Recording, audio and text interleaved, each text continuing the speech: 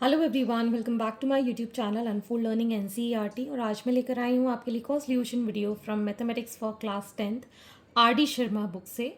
Chapter 3 pair of linear equation in two variables आज हम start करेंगे। इसकी एक्सरसाइज 3.1 आज हम स्टार्ट करेंगे। इसका इंट्रोडक्शन पार्ट मैं ऑलरेडी अपने चैनल पेज पर अपलोड कर चुकी हूँ। अगर आपने मिस कर दिया है तो ज़रूर देखिएगा, ताकि आपको ये कॉन्सेप्ट जो हम इसमें लगाने वाले हैं एक्सरसाइज में क्लियर हो जाएं। और साथ ही साथ अगर आपने प्रीवियस चैप्टर मिस कर दिए हैं तो please do have a look in the description box of this video, जहाँ पर मैंने प्लेलिस्ट बनाकर सारे सॉल्यूशंस प्रोवाइड किए हैं। और अगर आप मेरे चैनल पे फर्स्ट टाइम आए हैं so please do subscribe my channel and do let me know in the comment section कि आप मेरा ये वीडियो इंडिया के किस पार्ट से देख रहे हैं। सो क्वेश्चन नंबर 1 से हम स्टार्ट करेंगे। Akhila went to a fair in her village. She wanted to enjoy rides on the giant wheel and play hoopla. Hoopla क्या होता है? A game in which you throw a ring on the items kept in the stall, and if the ring covers any object completely, you will get it. होपला एक game होता है कि stall में बहुत सारे खिलौने, टॉयज़ वगैरह, खाने की चीज़ें, चिप्स या फिर चॉकलेट्स रखी होती हैं, और आपको एक बाउंड्री पर खड़े होके रिंग उन इन आइटम्स पे डालनी होती है। और जिसमें ये रिंग फंस जाए, ठीक है ना, या जिस आइटम के ऊपर ये रिंग फंस जाएगा तो वो आइटम आपको मिल जाता है। तो ये मेले वगैरह में बहुत ही कॉमन गेम है होपला, जो आप लोगों ने खेला होगा। ठीक। The number of items she played hoopla is half the number of rides she had on the giant wheel. और जितने उसने हाफ हुपला खेले थे उसके आधे नंबर, मतलब हाफ ऑफ द राइड्स मतलब उसने जो जाइंट व्हील में घूमा, जितनी बार उसने जाइंट व्हील में राइड की। Each ride cost ₹3 and a game of hoopla cost ₹4 if she spent ₹20 in the fair, representing the situation algebraically and graphically. तो सबसे पहले हम इसका एल्जेब्रिक एक्सप्रेशन निकाल लेते हैं। हम यहाँ पर अज्यूम कर लेते हैं, let the number of rides on giant wheel be x and the number of playing game of hoopla be y। ठीक है, तो अब हमको क्वेश्चन से जॉट डाउन करके इसकी इक्वेशन बनानी है कि हुपला जो है, प्लेड हुपला मतलब y is half the number of rides हमने x लिया है। तो हमारे पास जो फर्स्ट इक्वेशन बनेगी y इज इक्वल टू, मतलब जाइंट व्हील का हाफ है, hoopla is y and giant wheel is x, तो 1/2 ऑफ x। ठीक है, अब हम इसको सॉल्व कर लेंगे, इस 2 को इस साइड ले जाएंगे तो ये हो जाएगा 2y is equal to x। General equation के फॉर्म में करें तो इस 2y को हम इस साइड ले जाएंगे तो x minus 2y is equal to 0। तो ये हमारी फर्स्ट इक्वेशन हमने बना ली। अब वो ये कह रहा है कि ईच राइड कॉस्ट ₹3। राइड का मतलब हो गया जाइंट व्हील की राइड, ₹3 की, और हुपला जो था दैट वाज फॉर ₹4, मतलब 3 times of x plus 4 times of y is equal to ₹20 उसने पूरी तरीके से स्पेंड किए। This is equation 2। तो हमारे पास फर्स्ट इक्वेशन है, सेकेंड इक्वेशन है, ये हमने एल्जेब्रिकली सॉल्व करके बता दिया। ठीक है, ये तो अब आपको जॉट डाउन करना सीखना पड़ेगा। ठीक है ना, तो कैसे हमको इक्वेशन बनानी है। अब फाइनली आपको इसको ग्राफिकली भी प्लॉट करना है। तो अब हम सबसे पहली इक्वेशन ले रहे हैं, that is x minus 2y is equal to 0। तो ग्राफ पे इसको कैसे प्लॉट करेंगे, हम एक कॉलम बनाएंगे। ठीक, एक वैल्यू लेंगे x के लिए, एक वैल्यू लेंगे हम y के लिए, और अकॉर्डिंगली एटलीस्ट 2 पॉइंट्स आपको फाइंड करने पड़ेंगे ताकि इक्वेशन की हम लाइन प्लॉट कर पाएँ। तो अगर हम यहाँ पर x को लिखें इज इक्वल टू 2y, ठीक है। तो अगर हम यहाँ पर let y is equal to 0 लेते हैं, y की वैल्यू क्या ले रहे हैं 0, तो x is equal to 2 into 0 कितना हो जाएगा 0, इसकी वैल्यू कितनी आ गई 0। अब हमने लिया let y is equal to 1, तो x is equal to 2 into 1, इसकी वैल्यू कितनी आ गई 2। तो जब हमने y की वैल्यू 1 ली, x की वैल्यू 2 आ गई।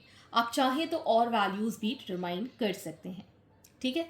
तो अब हमारे पास पहली इक्वेशन के लिए हमने ग्राफ के कोऑर्डिनेट्स निकाल दिए हैं। अब हम यहाँ पर दूसरी इक्वेशन के लिए पॉइंट्स निकालेंगे, ठीक है। पहला x फिर y, ठीक है। कोशिश करेंगे पहले हम x ही लिखें। अब हम यहाँ से x की वैल्यू निकाल देते हैं, कैसे 3x is equal to 20 minus 4y and x is equal to 20 minus 4y upon 3, ठीक है।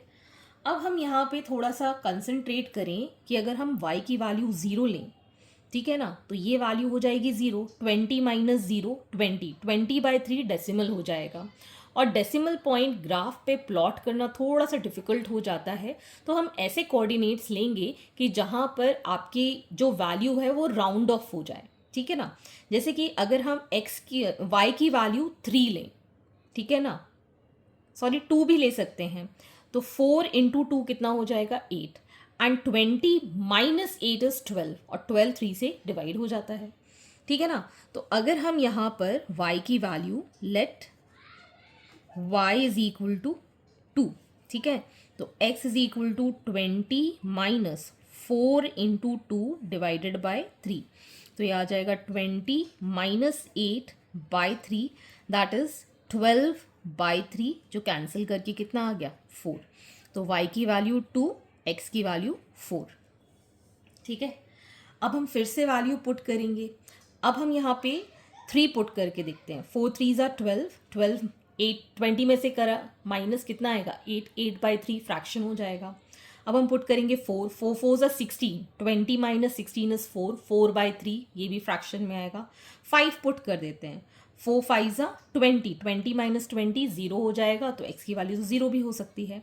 तो हम यहाँ लिख सकते हैं let y is equal to 5, so x कितना आ जाएगा 20 minus 4 into 5/3 that is 20 minus 20/3 that is 0, ठीक है। y की वैल्यू 5, x की वैल्यू 0। तो ये हमने राउंड ऑफ बिल्कुल सिंपल वाले कोऑर्डिनेट्स निकाल दिए हैं। तो आपको इसमें प्लॉट करना है 0,0 x, y और दूसरा प्लॉट करना है 2,1, ठीक है। इसमें भी 4,2 और 0,5 ये हमको ग्राफिकली प्लॉट करना है, ठीक। तो अब हम यहाँ पे ग्राफ प्लॉट करेंगे। तो पहला स्टेटमेंट है 0,0 और 2,1, तो 0 x एक्सिस पे, y भी x एक्सिस पे 0 है, तो यहाँ पर एक कोऑर्डिनेट बन गया। दूसरा है 2,1, 2 x एक्सिस पे, 1 y एक्सिस पे, 2,1 ये आ गया हमारे पास 2,1, ठीक है। अब हम इसको ज्वाइन कर देंगे,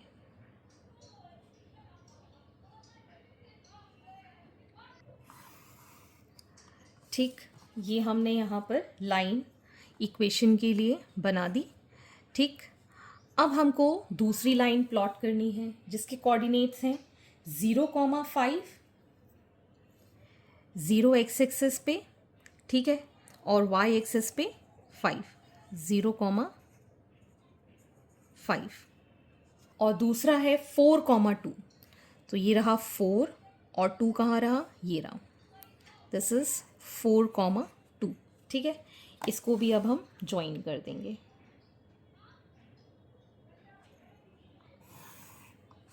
ठीक। तो ये वाली जो लाइन बनाई है that is for x minus 2y is equal to 0, ये रिप्रेजेंट कर रही है। और ये वाली जो लाइन है this is representing 3x plus 4y is equal to 20, ठीक है। ये दोनों ही इक्वेशन हमने यहाँ पर लिख ली हैं। और यहाँ पर इंटरसेक्ट हो रहा है at point 4,2. So this is our solution. ये क्या है हमारा सोल्यूशन 4,2. तो ग्राफिकली हम यहाँ पर लिखेंगे हेंस 4,2 इज अ सोल्यूशन. तो सोल्यूशन हमने निकाल दिया है, मतलब x की वैल्यू कितनी हो गई 4 और y की वैल्यू कितनी हो गई 2. First is always x and y is always 2, क्योंकि ये ऑर्डर्ड पेयर में होता है. तो अब हम यहाँ पर पुट करके देखेंगे एक बार इक्वेशन में वेदर इट इज़ करेक्ट और नॉट. तो यहाँ पर हमने 4 पुट किया, ये हो गया 4. ठीक है, ये आपको रफ में करना है बस चेक करने के लिए. और 2 इंटू 2 कितना हार गया 4 माइनस 4 इज 0. ठीक है, तो इक्वेशन सेटिस्फाई हो रही है. यही चीज़ हम यहाँ पे पुट करके देख लेंगे. 3 इंटू 4 प्लस 4 इंटू 2, 4 3 ज़ा 12 प्लस 4 2 ज़ा 8. ठीक है, 12 और 8 कितना हो गया 20. मतलब हमारे जो सोल्यूशन है वो बिल्कुल ही करेक्ट है. x is equal to 4 and y is equal to 2. ठीक, तो इस तरीके से आपको ये क्वेश्चन सॉल्व करना है और ध्यान रखना है कि आप जो क्वेश्चन सॉल्व करेंगे ग्राफ पेपर पे वो हमेशा आपको पेंसिल से ही ड्रॉ करना है. चलिए सेकंड क्वेश्चन करते हैं. Question number 2. Aftab tales his daughter 7 years ago I was 7 times as old as you, where then also 3 years from now I shall be 3 times as old as you will be. Is not this interesting? Represent this situation algebraically and graphically. This is also from NCERT. तो हम यहाँ पर assume कर लेते हैं कि जो आफ्ताब है आए, ठीक है, और जो ठीक है उसकी डॉटर की एज उसको हम अज्यूम कर लेते हैं y. तो let present age of Aftab be x and his daughter be y. ठीक है, तो आफ्ताब की एज हमने ले ली है x और उसकी डॉटर की y. अब 7 years ago 7 साल पहले, थोड़ा सा समझिएगा. अगर आज आप 12 या 13 years के हैं, ठीक है, तो अगर हम आपकी एज से 5 माइनस करेंगे तो 13 में से माइनस करेंगे 5, है ना. तो अगर आज की एज इसकी x है तो 7 years ago मतलब 7 साल पहले, तो हमको प्रेजेंट एज से माइनस करना होगा. तो हम यहाँ पे सिचुएशन लिखेंगे 7 years ago. ठीक है, आफ्ताब्स एज कितनी होगी x माइनस 7 और डॉटर्स एज कितनी होगी y माइनस 7. ठीक है, अब अकॉर्डिंग टू क्वेश्चन आपसे कहा गया है that 7 times as old as you were. ठीक है, तो आफ्ताब की एज जो थी वो 7 टाइम्स का मतलब मल्टीप्लिकेशन हो गया y माइनस 7, मतलब उसकी डॉटर की एज के साथ. तो अब हम इसको सॉल्व कर लेंगे. ये आ जाएगा x माइनस 7y माइनस 49. ठीक, तो इसको अब हम इस साइड ले जाएंगे. x minus 7y is equal to minus 49 plus 7. So it is x minus 7y is equal to minus 42. This is our first equation. Okay, अब 3 years फ्रॉम नाउ, आज से 3 साल बाद. तो अब दूसरी इक्वेशन के लिए हम लिखेंगे 3 years from now. Aftab's as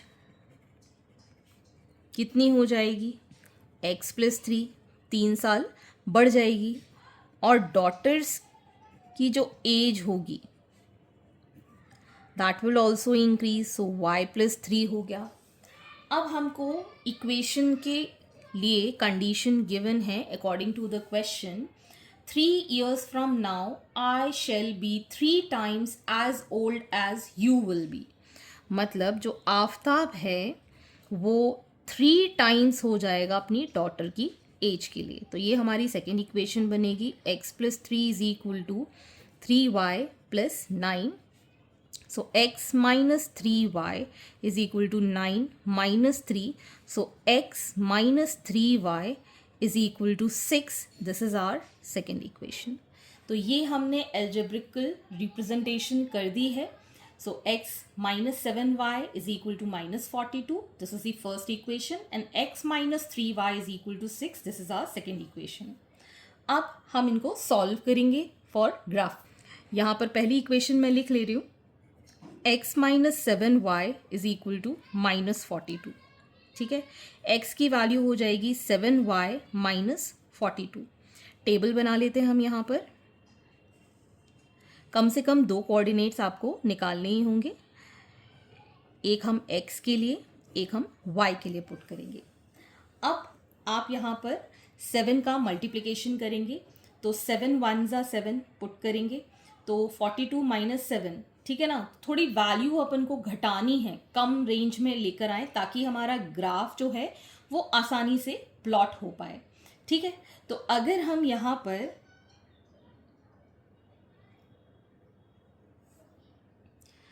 6 put करें, ठीक है, 7 6 ज़ा 42 होता है और 42 माइनस 42 कितना हो जाएगा, 0 हो जाएगा. ठीक है, तो हम यहाँ पर let y is equal to 6 ले लेते हैं. तो x हो जाएगा 7 into 6 minus 42, that is 42 minus 42, that is 0. तो y की वैल्यू 6, x की वैल्यू 0. ठीक, अब हम ले लेते हैं let y is equal to 5. So x is equal to 7 into 5 minus 42, that is 35 minus 42 which is minus 7. ठीक है, तो y की वैल्यू 5, x की वैल्यू माइनस 7. ठीक, तो ये हमने 2 कोऑर्डिनेट्स यहाँ पर फाइंड कर लिए हैं. कौन कौन से? एक तो 0,6 और एक -7,5. नेक्स्ट, अब हमारी सेकेंड इक्वेशन की बारी है. x minus 3y is equal to 6. So x is equal to 6 plus 3y. Table बना लेते हैं यहाँ पर. आप एग्ज़ाम में पेंसिल से इसको सॉल्व करके भी यहाँ लिख सकते हैं. ठीक, अब हम यहाँ पर y की वैल्यू 0 ले सकते हैं. ठीक है, तो यहाँ पर हम अज्यूम कर लेते हैं let y is equal to 0. तो x की वैल्यू कितनी हो जाएगी, 6 प्लस 3 इंटू 0, मतलब 6 प्लस 0 इज 6. ठीक है, let y is equal to 1 भी ले सकते हैं. 3 1 ज़ा 3, प्लस करेंगे तो 9 हो जाएगा. बहुत ज़्यादा बड़ी वैल्यू आ जाएगी. ठीक है, तो अब हम यहाँ पर थोड़ा सा सेंसिबल करें तो निगेटिव में भी तो वैल्यूज़ ले सकते हैं. ठीक है ना, तो अब हम यहाँ पर पहले मैं ये एंट्रीज कर लेती हूँ. y की वैल्यू 0, x की वैल्यू 6. निगेटिव में वैल्यू ले लेती हूँ which is -2. So x is equal to 6 plus 3 into -2.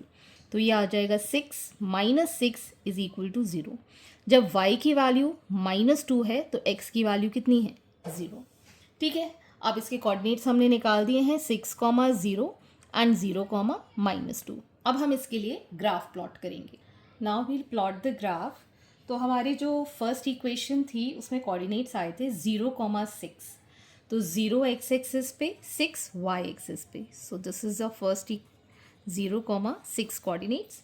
फिर आया था -7,5. तो -7 और 5 यहाँ से, तो यहाँ कहीं आएगा ये -7 x एक्सिस पे, 5 y एक्सिस पे, -7,5.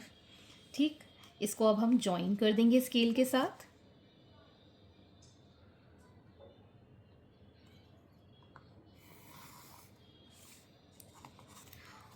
और ये हमारी फर्स्ट इक्वेशन के लिए हमने लाइन ड्रॉ कर दी. और हमारी फर्स्ट इक्वेशन थी x minus 7y is equal to -42. Next हमको प्लॉट करना है 6, 0. तो 6 एक्सिस पे, y भी 0 एक्सिस पे. तो ये आ गया हमारे पास फर्स्ट कोऑर्डिनेट 6, 0.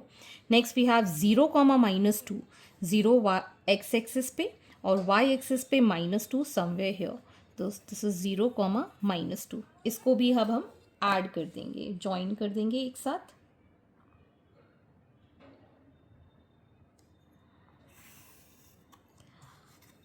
ठीक, तो इसकी इक्वेशन अब हम यहाँ लिख देते हैं, that is x minus 3y is equal to 6। तो अब हमने फर्स्ट और सेकेंड इक्वेशन इस पर प्लॉट कर दी है। तो अब आप यहाँ पर देख सकते हैं कि ये जो लाइन है वो पैरेलल जैसी तो दिख नहीं रही है, बिल्कुल सीधी सीधी नहीं है, कहीं ना कहीं ये जाके मीट तो ज़रूर करेंगी। तो दिस वाज जस्ट, मतलब ग्राफिकली आपको प्लॉट करना था, तो आप इस तरीके से एग्जाम में छोड़कर आ सकते हैं। सोल्यूशन नहीं भी निकले तो कोई टेंशन वाली बात नहीं है, these are going to coincide somewhere, they are going to intersect somewhere. ठीक है, तो सोल्यूशन हमारा नहीं निकला है, लेकिन हमने ग्राफिकली इसको प्लॉट कर दिया। आप एग्जाम में इतना ही करके आ जाएंगे तो भी आपको फुल मार्क्स मिलेंगे। अगर आपको सोल्यूशन निकालना है तो आप सब्स्टिट्यूशन मेथड से या फिर एलिमिनेशन मेथड से सोल्यूशन फाइंड करके इसको सॉल्व कर सकते हैं। ठीक है, फिलहाल के लिए इतना ही कंप्लीट आपका क्वेश्चन माना जाएगा। Moving on to the next question. Next is question number 3. The path of a train A is given by the equation 3x plus 4y minus 12 is equal to 0, and the path of another train B is given by the equation 6x plus 8y minus 48 is equal to 0. Represent this situation graphically. तो यहाँ पर आपको ये दोनों ही train की जो equation जो कि पाथ की गिवन है उसको आपको ग्राफिकली रिप्रेजेंट करना है। तो सबसे पहले हम ले लेते हैं ट्रेन ए की equation which is 3x plus 4y minus 12 is equal to 0। तो यहाँ से हम इसके x की वैल्यू निकाल देते, this is our first equation. तो ये आ जाएगा 3x is equal to 12 minus 4y, तो x की वैल्यू हो जाएगी 12 माइनस 4y होल अपॉन 3। अब हम यहाँ पर बना लेते हैं इसका टेबल। ठीक, x की वैल्यू और y की वैल्यू हम निकालेंगे, कोई भी दो वैल्यू से हमारी लाइन बन जाएगी। अब हम यहाँ पर पुट करके देखेंगे। तो पहले हम यहाँ पुट कर रहे हैं y की वैल्यू 0, तो 0 पुट करने पे ये पूरी वैल्यू 0 हो जाएगी, और 12/3 कितना आ जाएगा 4, तो ये सॉल्व हो सकता है। तो यहाँ पर हम ले रहे हैं let y is equal to 0। So x की वैल्यू हो जाएगी यहाँ पर 12 minus 4 into 0/3, that is 12 minus 0/3, that is 12/3 4 times. तो y की वैल्यू 0, x की वैल्यू 4। ठीक है, अब हम यहाँ पर ले लेते हैं 3, सो 4 3s are 12, और यहाँ पर ये कैंसिल हो जाएगा। So let y is equal to 3. So x will be equal to 12 minus 4 into 3/3, that is 12 minus 12/3, that is 0. तो y की वैल्यू हमारे पास थी 3, x की वैल्यू कितनी आ गई 0। ठीक, अब हम ले लेते हैं ट्रेन B के लिए। ठीक, ट्रेन बी के लिए अब हम सॉल्व करेंगे। हमारी इक्वेशन क्या गिवन है, 6x plus 8y minus 48 is equal to 0, this is our second equation. तो यहाँ से हम लिख पाएंगे 6x is equal to 48 minus 8y, then x is equal to 48 minus 8y whole upon 6। फिर से हम यहाँ टेबल बना लेते हैं।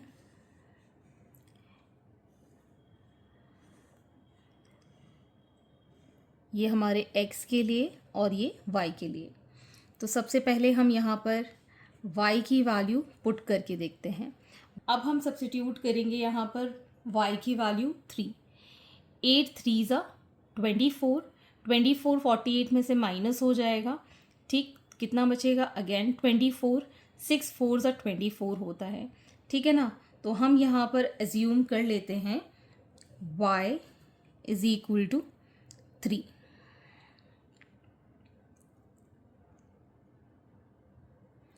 तो यहाँ पर आ जाएगा ये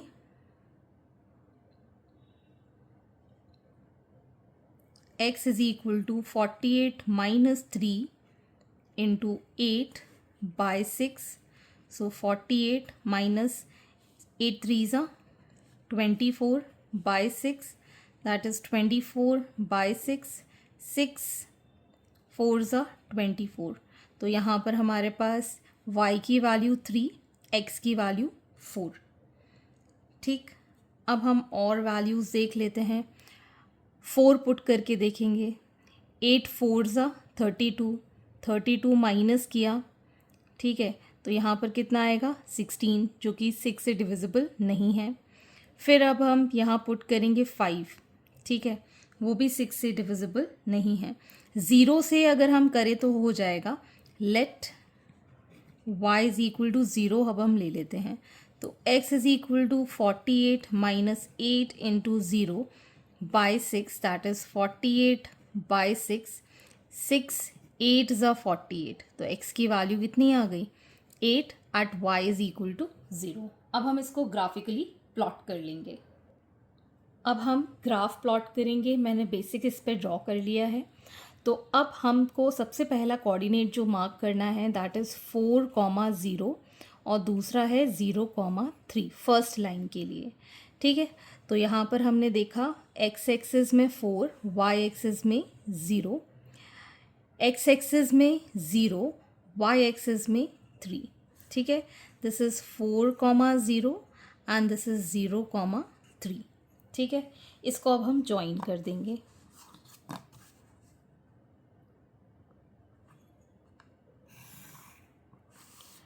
और यहाँ पर हम लाइन की इक्वेशन भी लिख देंगे which is 3x plus 4y minus 12 is equal to 0। ये इसके लिए इक्वेशन है, ठीक। अब हम सेकेंड प्लॉट करेंगे that is 4,3 and 8,0। x axis पे 4, y एक्सिस पे 3, this is 4,3 and next is 8,0, 8,0 somewhere here, that is 8,0। इसको अब हम यहाँ से ड्रॉ कर देंगे।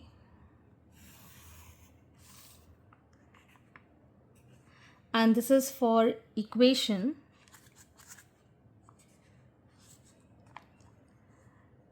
6x plus 8y minus 48 is equal to 0। ये इस इक्वेशन के लिए है। अब आप यहाँ पर देख सकते हैं जो हमारा सॉल्यूशन है वो पैरेलल लाइन के लिए आया है। तो जो भी आपका ग्राफ बनेगा that is for parallel lines. Parallel lines का मतलब हो गया ये लाइन कभी भी मीट नहीं करेंगी और इसका कोई सॉल्यूशन नहीं होगा, ठीक है ना। सो आप यहाँ पर इसको लिख सकते हैं that there is no solution for this equation. Question number 4. Gloria is walking along the path joining -2,3 and 2,-2 while Suresh is walking along the path joining 0,5 and 4,0. Represent this situation graphically. तो यहाँ पर आपको सीधे सीधे coordinates mark करने हैं और उनको ज्वाइन करके पाथ बताना है। तो ग्लोरिया का जो कोऑर्डिनेट है that is -2,3, -2 on the x axis, y axis पे 3, सो इट इज़ -2,3, ठीक। और है 2,-2, 2 x एक्सिस पे और y एक्सिस पे -2, दैट इज़ 2,-2, ठीक है। तो इसको अब हम ज्वाइन कर देते हैं।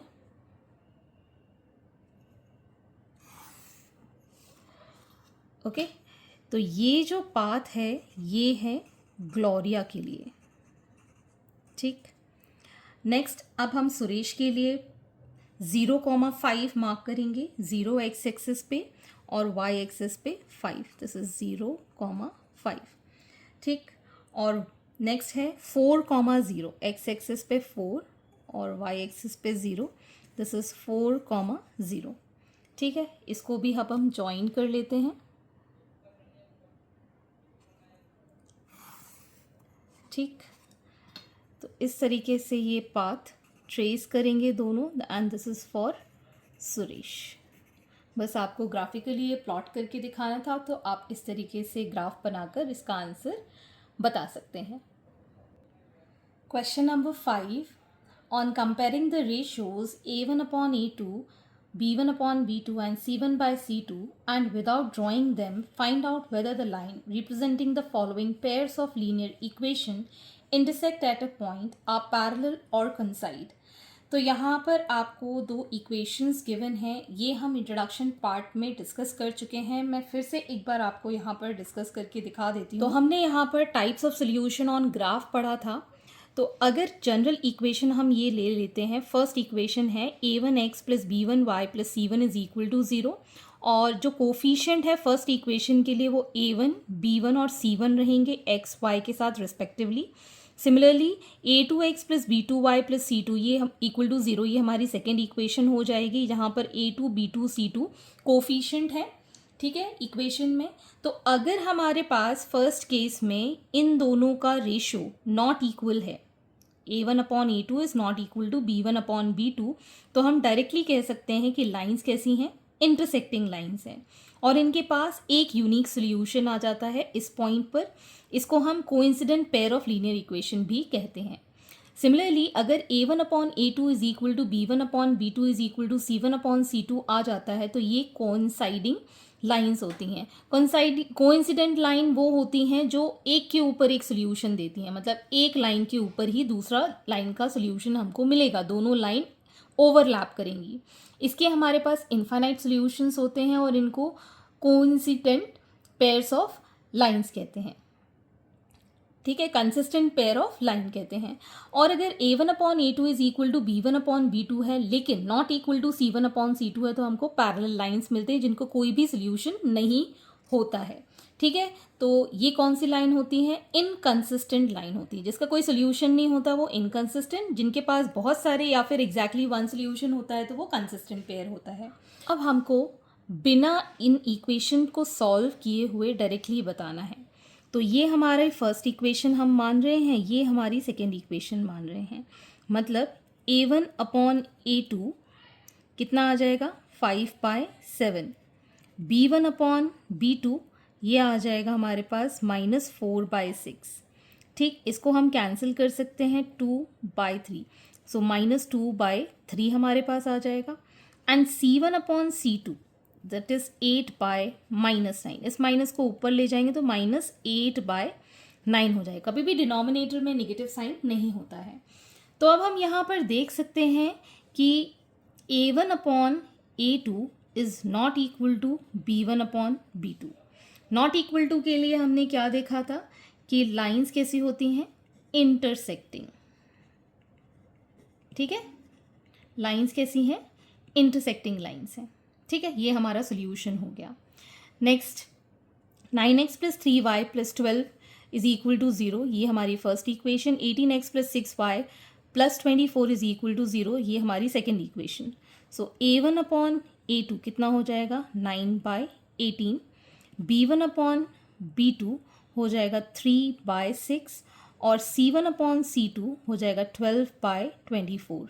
9 2 3 2 12 2, तो 1/2 1/2 और 1/2. सारे के सारे जो सोल्यूशन हैं a1 upon a2 is equal to b1 upon b2 is equal to c1 upon c2. ये तीनों जो रेशोज हैं वो इक्वल हैं, मतलब हमारा जो सोल्यूशन दैट इज को इंसिडेंट लाइन बनेगी. ठीक है, कॉन्साइडिंग लाइन हमको यहाँ पर मिलेंगी. ठीक, next 6x minus 3y plus 10 is equal to 0, ये हमारी first equation. 2x minus y plus 9 is equal to 0, ये हमारी second equation. So a1 upon a2 is 6/2, cancel किया 3 टाइम्स, सो 3/1 लिख सकते हैं. b1 upon b2 that is -3/-1, ये minus sign cancel हो गया. और c1 अपॉन c2 इज 10/9. तो आप यहाँ पर देख सकते हैं a1 upon a2 is equal to b1 upon b2 but not equal to c1 upon c2. तो ये लास्ट वाली कंडीशन है जिसमें कि लाइंस कैसी होती हैं, पैरेलल. सो आपको जो सोल्यूशन मिलेगा दैट इज पैरेलल लाइंस. ठीक, तो यहाँ पर आप बिना ग्राफिकली प्लॉट किए हुए रेशोज के साथ बता सकते हैं कि पेयर्स ऑफ लीनियर इक्वेशन जो है वो इंटरसेक्टिंग होंगी या फिर पैरेलल होगी या फिर कंसाइडिंग होगी. Moving on to the next question. Question number 6. Given the linear equation 2x plus 3y minus 8 is equal to 0, write the linear equation in two variables such that the geometrical representation of the pair so formed is intersecting line, parallel line और coincident line. तो सबसे पहले तो हमें conditions, जैसे कि हमने previous question में देखा था, इंटरसेक्टिंग लाइन के लिए पता होनी चाहिए A1/A2 जो है वो इक्वल नहीं होना चाहिए B1/B2 के. ठीक है. और इसके बाद की कंडीशन हमने क्या देखी? फॉर पैरेलल लाइंस के लिए हमने क्या देखा था कि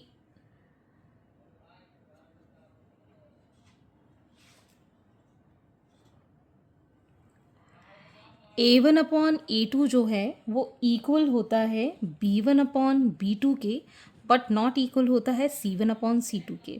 और कोइंसिडेंट लाइन के लिए A1/A2 is equal to B1/B2 is equal to C1/C2.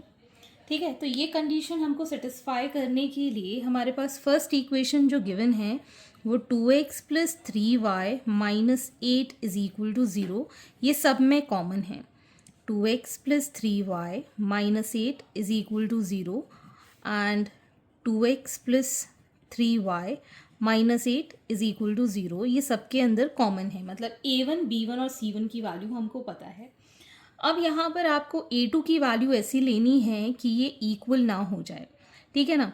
तो हम यहाँ पर कुछ भी ले लेते हैं, से 4x मैंने यहाँ पर लिया. ठीक है. और हम B2 की वैल्यू, क्योंकि ये 1/2 हो सकता है, तो हम यहाँ पर सिंपल y ले लें इसको. ठीक है. क्योंकि इसके कितने भी नंबर ऑफ सॉल्यूशंस हो सकते हैं, ऐसा ज़रूरी नहीं जो मैं ले रही हूँ वही सॉल्यूशन आपकी बुक में दिया हो, कुछ भी हो सकता है. और इसके आगे कुछ होता नहीं है तो हम 7 ले लेते हैं, या नहीं भी लेंगे तो भी चल जाएगा. This is our equation 2. तो अगर हम यहाँ पर A1/A2 देखें तो इसकी वैल्यू कितनी है, 2/4, जो कि कैंसिल आउट होकर 1/2 हो जाएगी. और B1/B2 की वैल्यू कितनी हो रही है, 3/1. सो आप देख सकते हैं that A1/A2 is not equal to B1/B2. So it is going to satisfy the given condition, that is intersecting lines. ठीक है. तो ये आप लिख कर दिखा सकते हैं. नेक्स्ट है, अब हमको ये दोनों तो इक्वल चाहिए लेकिन C1/C2 इक्वल नहीं चाहिए. तो इसको अगर हम यहाँ पर इन दोनों को डबल कर दें, ट्रिपल कर दें, 10 टाइम्स कर दें, 10 टाइम्स कर लेते हैं. ठीक है. तो ये हो गया 20x और ये हो गया हमारे पास 30y, और ये इक्वल नहीं होना चाहिए तो हम इसको यहाँ पर ले लेते हैं +2. ठीक है. Equal to 0. तो ये हमारी सेकेंड इक्वेशन हो गई. तो A1/A2 अगर हम देखें सो 2/20 कितना हो गया, 1/10. B1/B2 जो कि है 3/30, जो कि अगेन 1/10 है. लेकिन C1/C2 हमारे पास कितना है, -8/2, दैट इज -4. तो क्या इक्वल आ रहा है, नहीं. यह कंडीशन यहाँ पर सेटिस्फाई हो रही है, तो आप कह सकते हैं दैट लाइन्स आर पैरेलल. तो यहाँ पर आप लिखकर दिखा सकते हैं that A1/A2 is equal to B1/B2 not equal to C1/C2, hence the lines are parallel. Similarly यहाँ पर आपको सारी के सारे रेशोज़ जो हैं वो इक्वल दिखाने हैं. तो इसी इक्वेशन को या तो आप 2 से मल्टीप्लाई कर दो, 3 से कर दो, 4 से कर दो, 5 से कर दो. मैं 5 से कर रही हूँ मल्टीप्लाई. तो ये हो जाएगा 5 2s are 10x, 5 3s are 15y minus 5 8s are 40 is equal to 0. ये हमारी सेकेंड इक्वेशन हो गई. अगर हम A1/A2 फाइंड करते हैं सो 2/10 विच इज़ 1/5. B1/B2 डिटरमाइन करते हैं 3/15 विच इज़ अगेन 1/5. और अगर हम C1/C2 डिटरमाइन करते हैं दैट इज़ -8/-40, माइनस कैंसिल 5, तो ये भी 1/5 हो गया. So hence A1/A2 is equal to B1/B2 which is equal to C1/C2. ये वाली कंडीशन हम सेटिस्फाई कर पाए क्योंकि ये एक कोइंसिडेंट लाइन है. ठीक है. तो इस तरीके से आप बहुत इजीली प्रैक्टिस करेंगे तो आपको बहुत अच्छे से ये चीज़ें समझ में आ जाएंगी. Moving on to the next question. Question number 7. The cost of 2 kg of apples and 1 kg of grapes on a day was found to be rupees 160. After a month, the cost of 4 kg of apples and 2 kg of grapes is rupees 300. Represent the situation algebraically and geometrically. तो हम यहाँ पर Apple और grapes की जो price है वो पता नहीं है, लेकिन दोनों को मिलाकर जो प्राइस है वो अलग अलग डे पर अलग अलग थी। तो हम यहाँ पर एज्यूम कर लेते हैं, let the cost of 1 kg apples be X and 1 kg grapes be Y। ठीक है, तो 2 kgs के लिए कितना हो जाएगा 2x, और 1 kg के लिए कितना हो जाएगा y, जिसका टोटल उसने 160 रुपीज़ दिया। तो ये हमारी फर्स्ट इक्वेशन बन गई। इसी तरीके से 4 kg एप्पल तो 4x, और 2 kg ग्रेप्स 2y, इसके लिए टोटल उसने 300 रुपीज़ दिए। So this is our equation 2। ठीक है, अब इसको हमको एल्जेब्रिकली रिप्रेजेंट तो कर दिया, अब ज्योमेट्रिकली मतलब आपको ग्राफ प्लॉट करना है। तो यहाँ से हम y की वैल्यू निकाल देते हैं, विच इज़ 160 माइनस 2x। ठीक है, तो यहाँ पर बहुत बड़ी बड़ी वैल्यूज़ आपको दिख रही हैं, लेकिन हम ग्राफ इस तरीके से प्लॉट करेंगे तो ये बहुत ही ज़्यादा ईजी हो जाएगा। ठीक, तो अगर हम यहाँ पर x की वैल्यू ले लें 50, ठीक है, if x is equal to 50, तो यहाँ पर y कितना हो जाएगा 160 minus 2 into 50, that is 160 minus 100, that is 60। ठीक है, और अगर हम x की वैल्यू ले लेते हैं 60, सो y हो जाएगा हमारे पास 160 minus 2 into 60, that is 160 minus 120, that is 40। यहाँ पर हम टेबल बना लेते हैं, x और y। x की वैल्यू है 50 तो y की वैल्यू 60, x की वैल्यू 60 है तो y की वैल्यू कितनी है 40। ठीक, सिमिलरली अब हम सेकेंड इक्वेशन सॉल्व करेंगे। सेकेंड इक्वेशन में आप देख सकते हैं 2 कॉमन निकल रहा है इसमें, तो 2 हम कॉमन ले लेंगे तो ये हो जाएगा 2x plus y is equal to 300। 2 1 ज़ा 2 1 ज़ा 2 5 ज़ा 0 ज़ा, तो हमारी जो इक्वेशन है वो मॉडिफाई हो गई 2x plus y is equal to 150। ठीक है, तो यहाँ से हम y को लिख पाएंगे एज 150 माइनस 2x। ठीक है, तो यहाँ पर हम x की वैल्यू ले लेते हैं, if x is equal to से 50। ठीक है, तो यहाँ पर y will be equal to 150 minus 2 into 50, that is 150 minus 100 which is 50। और अगर हम x की वैल्यू ले लेते हैं यहाँ पर से 60। ठीक, सो y कितना हो जाएगा 150 minus 2 into 60, that is 150 minus 120, that is 30। इसकी भी हम यहाँ टेबल बना लेते हैं, x और y। x की वैल्यू है 50 तो y की वैल्यू भी 50, x की वैल्यू 60 तो y की वैल्यू 30। ठीक है, अब हम इसको ग्राफिकली प्लॉट करेंगे। तो ये हमने ग्राफ यहाँ पर बना लिया है आउटलाइन। अब हमको मार्क करना है 50, 60। तो मैंने यहाँ पर जो गैप लिया है वो 10 का लिया है, जिससे कि हमारा ग्राफ इजीली प्लॉट हो जाए। तो 50, 60 ये रहा 50 और एक y एक्सिस पे 60, 50, 60। नेक्स्ट है 60, 40 समवेयर हियर, दिस इज 60, 40। ये एक लाइन का है हमारा, और इसको अब हम ज्वाइन करके, ठीक, यहाँ पर हम इसकी इक्वेशन लिख देते हैं 2x plus y is equal to 160। This is for the first equation. Next second equation के लिए 50, 50 on the x axis, 50 on the y axis, ये 50, 50 यहाँ कहीं आएगा। This is 50, 50। And next we have 60, 30, 60, 30 यहाँ कहीं आएगा। This is 60, 30। इसको भी अगर हम ज्वाइन कर दें इन दो कोऑर्डिनेट्स को, ठीक, और इस equation 4x plus 2y is equal to 300। ये हमारी सेकेंड इक्वेशन की लाइन है। तो आप देख सकते हैं पैरेलल यहाँ पर आपको सिचुएशन समझ में आ रही है। आपको सिर्फ ग्राफिकली इसको प्लॉट करना है, पैरेलल है, कोइंसाइडिंग है, ये आपको यहाँ मेंशन करना नहीं है। तो सिर्फ आपको सोल्यूशन बना के यहाँ पर छोड़ देना है। So this completes your exercise 3.1। आगे की एक्सरसाइज हम नेक्स्ट वीडियो में करेंगे एंड आई होप आपको मेरे सोल्यूशन वीडियो ज़रूर पसंद आ रहे होंगे।